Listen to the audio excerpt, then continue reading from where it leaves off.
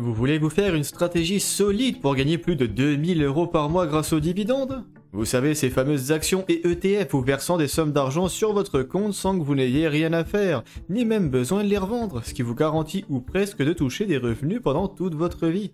Eh bien, je vais vous aider à aller chercher de très beaux revenus. Là-dessus, il n'y a pas de problème, par contre, je ne suis pas vraiment fan des dividendes en général, et je vais justement vous expliquer pourquoi avant de vous dévoiler la véritable meilleure stratégie. Mais qu'on soit bien d'accord, les dividendes que je n'aime pas trop sont ceux provenant des actions individuelles type Total, McDonald's ou autres, et ceux provenant des ETF distribuants. Je ne vous parle pas d'obligations, d'immobilier ou de quoi que ce soit d'autre. Mais voyons d'abord ce qu'est un dividende. Concrètement, c'est comme une petite récompense que vous recevez quand vous possédez une part d'une entreprise, donc une action. L'entreprise va gagner de l'argent et ne saura peut-être pas trop quoi en faire car sa croissance est assez limitée et préférera donc en donner un peu à ses actionnaires pour leur faire plaisir et les garder investis. Les entreprises versant des dividendes sont très souvent des mastodontes qui contrôlent déjà tellement de parts de marché qu'il n'y a plus grand chose à faire de plus, comme Coca-Cola, McDonald's, Mastercard, etc. Ils ne le versent pas tout le temps, c'est souvent 1 ou 2 fois par an, et ça dépend si l'entreprise va bien.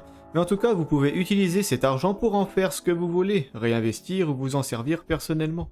Mais ça a un prix, l'argent ne tombe pas du ciel, et le cours de l'action se verra amputé du montant du dividende. Donc si elle valait 100 € au moment de vous verser un dividende de 10 €, eh bien elle n'en vaut plus que 90. Vous ne gagnez rien du tout, le dividende n'est qu'une vente forcée d'une partie de votre investissement, concrètement. Mais concentrons-nous justement sur ces 10 € restants, et imaginons que vous n'en ayez pas besoin, comme ce sera le cas pour la majorité des investisseurs, ceux qui ne souhaitent pas encore profiter de leur rente. Ces 10 € vont rencontrer 3 problèmes très gênants pour vous. Déjà le premier c'est qu'ils seront imposés, car versés sur votre compte en banque. Donc vous allez payer des impôts, ça sera 30% sur compte titre, et ça c'est déjà très douloureux. Ce sont des impôts que vous n'auriez pas dû payer, car vous n'avez pas besoin de l'argent. C'est le dividende obligatoire et gênant qui vous force à passer par la case impôts, malheureusement. Si vous êtes sur PEA, le choix sera largement plus restreint, mais techniquement vous ne serez pas imposé, car le dividende est versé dans l'enveloppe, pas sur votre compte courant. Par contre, vous ne pourrez que le réinvestir si vous souhaitez esquiver l'imposition. Vous ne pouvez pas vous en servir pour aller au resto ou chercher des fleurs. Par contre, sur PEA, méfiez-vous quand même des entreprises européennes qui imposent souvent les dividendes à la source dans le pays d'origine. Donc voilà le premier problème. Pas très gênant si vous investissez sur des entreprises françaises sur PEA, mais gênant dans plus ou moins tous les autres scénarios, notamment sur compte titre où on trouve toutes les meilleures entreprises à dividendes du monde, principalement américaines. Le deuxième problème de ces fameux 10 € de dividendes versés, c'est que vous allez devoir les réinvestir, étant donné que vous n'en avez pas encore besoin et êtes toujours en période d'accumulation. Eh bien vous allez payer des frais pour ça, qui peuvent être plus ou moins importants suivant la plateforme, mais qui sont en tout cas bien dommages car ça vous fait perdre directement de l'argent. Le troisième problème, c'est que le dividende ne se réinvestit pas tout seul. Il va tomber sur votre compte, il faudra que vous le remarquiez et que vous interveniez pour le réinvestir. Sinon cet argent ne vous rapportera jamais rien et vous allez perdre une fortune en intérêts composés dans le temps. Si on cumule tout ça, eh bien on arrive à une situation complètement absurde. Imaginez que vous ayez 1000 € chez Coca-Cola, eh bien vous recevez 100 € de dividendes dont vous ne voulez pas. Donc vous les réinvestissez chez Coca-Cola parce que vous les aimez bien, mais vous allez payer 30% d'impôt sur plus-value, vous allez payer des frais, et il faudra le faire vite pour ne pas laisser votre argent traîner sur un compte ne rapportant rien. Donc votre dividende de 100 € va chuter à peut-être 75 ou 80 €, tout ça pour rien. Mais ça c'est pour les actions, et bien sûr les ETF distribuants fonctionnent un peu pareil, et rencontrent exactement les mêmes difficultés, mais la différence c'est que eux pour le coup, ils ne servent strictement à rien. Si vous voulez investir chez Coca-Cola ou McDonald's absolument parce que vous avez des convictions très solides, pas le choix que de se manger les dividendes un peu gênants. Voilà. Par contre, investir dans un ETF distribuant est parfaitement absurde, et je vous invite à commenter la vidéo si vous n'êtes pas d'accord avec moi bien sûr.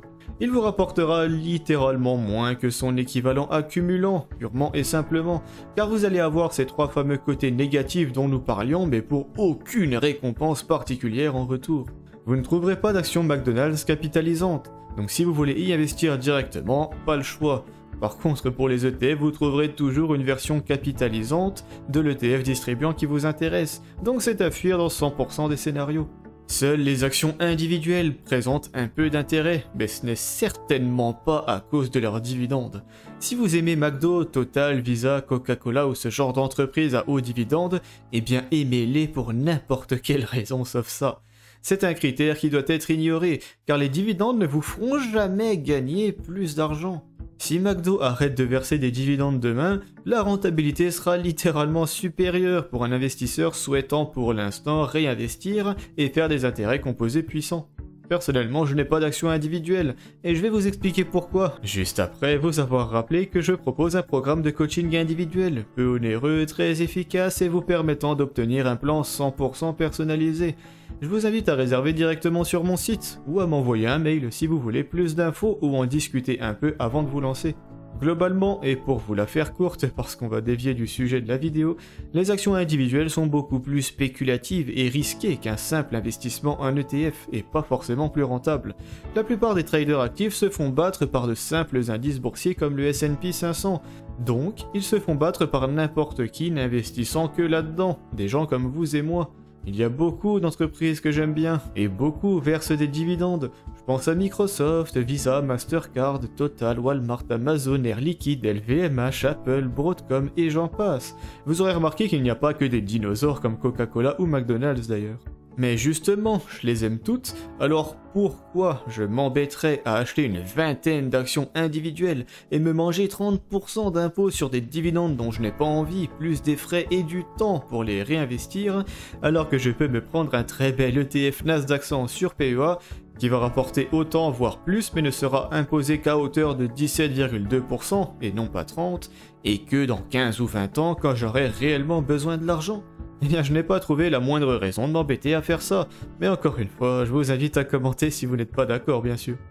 Concrètement, les actions individuelles, et à mon avis, ne sont intéressantes que si vous avez des convictions ultra fortes dessus, et que en assez faible quantité par rapport à un beau portefeuille d'ETF très solide pour sécuriser vos arrières. Qu'elles versent des dividendes ou pas, on s'en fiche complètement, c'est juste pas pertinent. Méfiez-vous très fortement des influenceurs ou des articles vous vantant les dividendes comme si c'était de l'argent facile. Ce sont généralement des gens qui sont franchement à côté de la plaque, je n'ai pas peur de le dire. Dans la même idée, eh bien vous aurez compris que je déteste profondément le portefeuille type Dividend Kings, qui n'achète que des actions individuelles basées uniquement sur le critère des dividendes. C'est une stratégie tout simplement absurde, en tout cas avec le système d'imposition français qui pénalise fortement les dividendes. Je ne me prononcerai pas sur les autres pays. Pour découvrir ma propre stratégie qui se veut beaucoup plus pragmatique, je peux vous inviter à checker cette vidéo dont le lien apparaît en haut et en description. Mais bon voilà, il est peut-être temps que j'arrête de râler sur les dividendes. Et sur ce, eh bien, je vous invite à aimer la vidéo si elle vous a été utile, et à vous abonner à la chaîne si mon contenu vous plaît. Ciao.